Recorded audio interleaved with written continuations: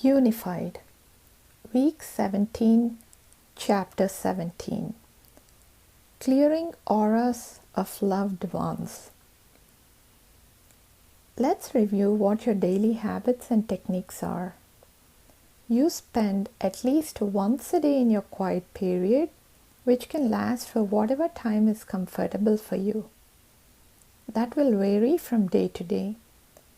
Be sure to begin your quiet period in exactly the prescribed way, sitting comfortably with your eyes closed, centering in the heart, unifying with God, clearing your aura of uninvited influences, closing your aura to all except your higher self, and stating the purposes of your quiet period, and receiving the signal from your higher self, and keeping that signal for the entire period.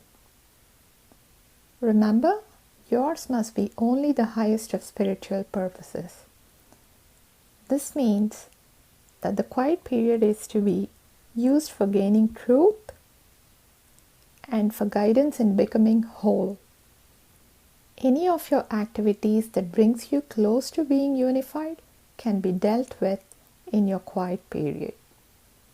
If you have specific questions, you always first ask if it is in your highest and wisest interest to ask the question. Never pursue a question that is unwise. Your answers will not be reliable. In all of your communication with your higher self, keep in mind that you have many options for whatever you do on earth. Many will be equally in your wisest and highest interest. So just because you receive an answer that to do something is wise doesn't preclude other action. It neither precludes some other seemingly opposite action, nor does it preclude that not acting could be wise. You must check out all the alternatives with your higher self, and don't be surprised when you end up with several choices that are all wise. You have free will, and you must use it. You will not be allowed to use these techniques to forego all decisions. No, you will only be guided into action that will take you a step closer to being unified. That is the only goal of the communication. Of course, that goal brings with it all the goals of your life: abundance, joy, happiness, intelligence, success, peace of mind, energy, and all of God's other qualities. That is the goal. Along the way to that goal, you have many things to learn. Your thoughts need to be corrected, and often that means you need to experience something that will shake up your thinking. Those experiences of being shaken are precious. They're also in your wisest and highest interest. Yet the short-term experience might be uncomfortable, and you may want to curse this course and your higher self for such poor guidance. In those moments, instead turn to your higher self. Find out the reasons for the experience. Learn the lessons intended. Correct the thoughts that are in error. When your lesson is well learned, it will never have to be repeated. Until the correction in your thinking is made, you can be assured that the lessons in various forms will keep coming. So learn the lesson and offer thanks for the guidance, no matter what your initial experience. During your quiet periods, you can take the bull by the horns and ask for the thoughts you need to correct. You have started that already. Simply keep it up and then do creating formulas to correct the thoughts. Creating formulas are now also a daily routine, if not habit. Your unfulfilled desires that are true desires confirmed by your higher self are clues to thoughts that need correcting. By reciting the creating formula for your true desire, you can quickly bring about changes in your experience. Just remember that you do the formula and then act. Act.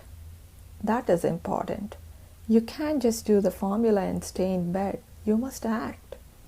It is through your actions that the manifestation takes place. If you have a true desire for perfect employment at $20,000 or more per year, recite the creating formula and then look for the job. Search the newspaper, send out your resume, ask people about leads, go to employment agencies, act, act, and act. All the forces of nature are behind your actions, and the right job is bound to come. But you have to put yourself in the right place at the right time. It is easy to become complacent with your new techniques. Do not let that happen. These techniques are to bring dynamic activity, not laziness.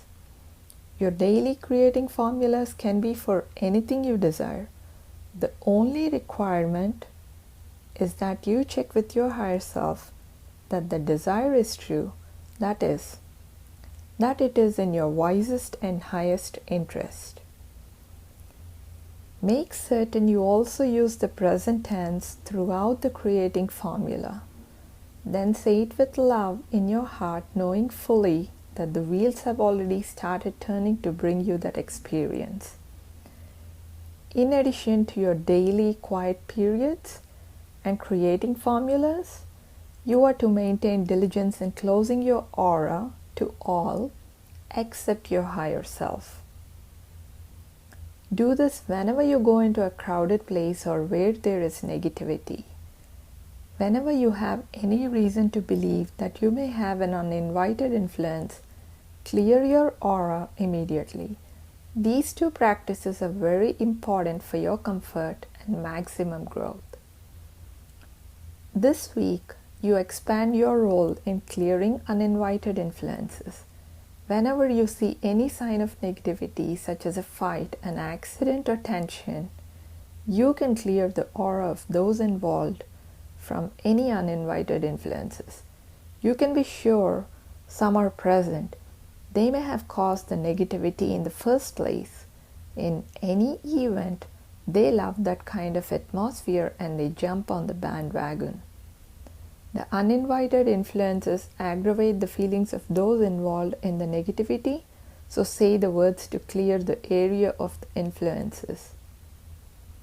Sometimes you may receive your uninvited influence signal quite suddenly. That influence may be for someone around you, so go ahead and clear it without caring much where it is.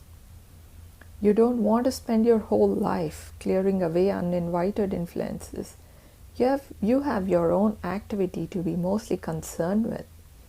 However, during your quiet period this week, pick a couple of people particularly close to you, a spouse, a child, a parent, or very close friend. Ask your higher self if it is wise for you to clear any uninvited influences for each person. If yes, then ask, is the aura of the person's name clear of uninvited influences? If no, clear it. Then repeat the question and clear the influences until you get a yes answer, that the aura is clear. If the person is around you, you will notice an immediate change. That change, however, may not last. Another uninvited influence may come soon thereafter, but that can't be your worry. By now, you also have the established practice of sending love from your heart to whomever and whatever whenever you think of it. And don't forget your precious practices at bedtime of sending love and forgiveness, or of unifying with God's qualities. End of chapter 17.